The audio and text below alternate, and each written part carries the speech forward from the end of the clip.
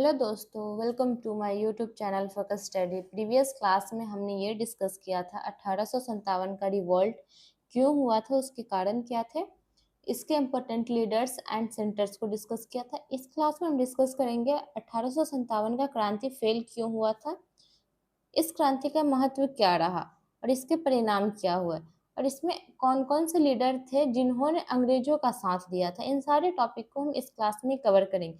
चलिए स्टार्ट करते हैं कि 1857 का क्रांति फेल क्यों हुआ था।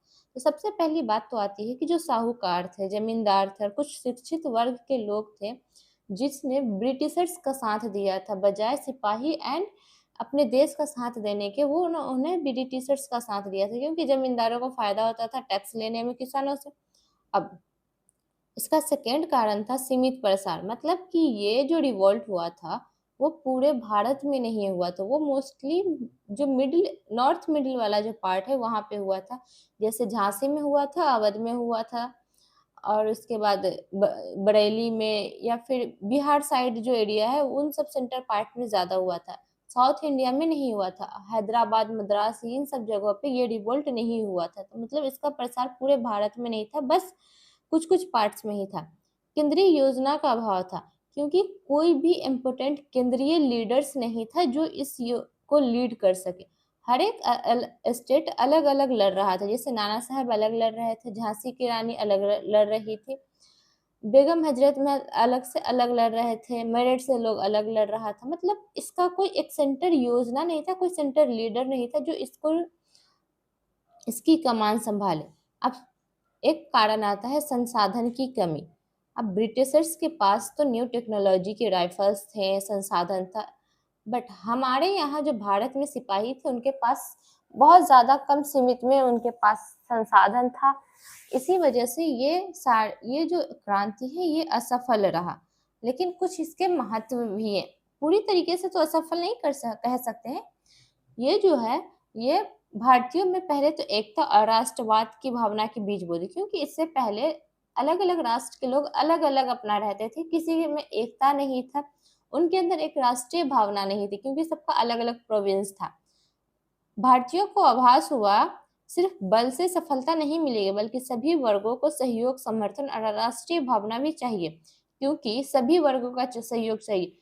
असफल क्यों रहा था? क्योंकि इसमें जमींदार, साहूकार ये लोग भाग नहीं लिए थे। इसीलिए अगर हमें आजादी चाहिए तो हमें सारे लोगों को साथ में रहना होगा, इवन जमींदार, साहूकार, जो जितने भी राजा हैं सबको साथ में मिलकर अंग्रेजों से लड़ना पड़ेगा, तब जाके हम आजादी पा सकते हैं। अब इसका परिणाम क्या हुआ? सबसे पहले तो बात आती है इसके परिणाम में, पहला तो है मुगल शासन का अंत हो गया, क्योंकि बहादुर शाह जफर जो थे लास्ट मुगल शासक, उनको रंगून भेज दिया गया था।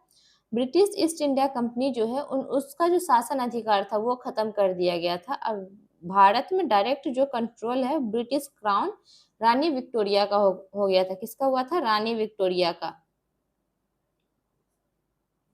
रानी विक्टोरिया का डायरेक्ट शासन हो गया था। अब बात करते हैं नागरिक भागीदारी का, कि अंग्रेजों का खिलाफ किसने लड़ा और अंग्रेजों के साथ किसने दिया। किसान, कारीगर, भारतीय सैनिक और आम जनता और कुछ भारतीय राजा। कुछ भारतीय राजा में आ जाता है अवध का राजा, कानपुर का राजा, दिल्ली का राजा, झांसी की रानी, ये सारे जो है उन्होंने अंग्रेजों के खिलाफ लड़ाई लगी।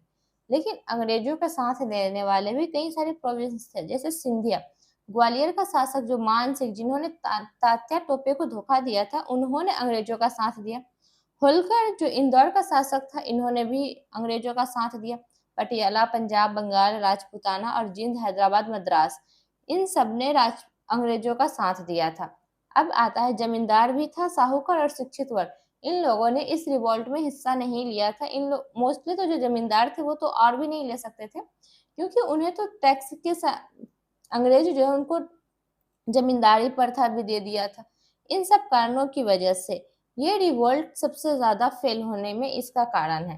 अगर वीडियो अच्छी लगी हो तो लाइक करके सब्सक्राइब करना न भूले।